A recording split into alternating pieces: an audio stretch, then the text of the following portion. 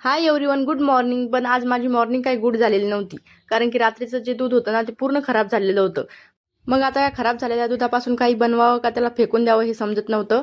म्हणून त्याला तसंच ठेवलं आणि आधी पाणी भरून घेतलं. कारण की आज मम्मीला घर धुवायचे होते, त्यासाठी खूप सारं पाणी लागणार होतं. भांडी घासायला, कपडे धुवायला आणि पाण्याची मोटर ही 10 वाजेपर्यंतच चालू असते. त्यामुळे म्हटलं मोटर बंद व्हायच्या आधी पाणी भरून घेऊ आणि मग बघू त्या खराब झालेल्या दुधाचं काय करायचं होतं.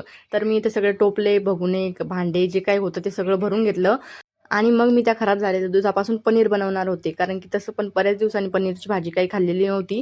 म्हणून मग मी त्या दुधाला अजून जास्त गरम केलं आणि त्याला एकदा स्वच्छ पाण्याने धुवून घेतलं आणि त्यातलं सगळं पाणी काढून त्याला एका कापडात बांधून ठेवलं. दूध खूपच थोडं होतं आणि ते गाईचं असल्यामुळे त्याचं पनीर व्यवस्थित जमतं की नाही ते काही माहीत नाही. पण म्हटलं त्याला फेकून दिल्यापेक्षा आपण हे असं एकदा ट्राय करू. जमलं तर ठीक आणि नाही जमलं तर मग त्याला फेकून तर देणंच होतं.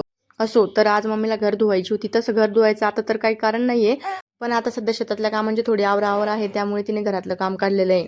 आणि आपण जोपर्यंत घरातला पसारा बाहेर काढत नाही ना, तोपर्यंत आपल्याला वाटतच नाही की आपल्या घरात इतका सारा पसारा आहे.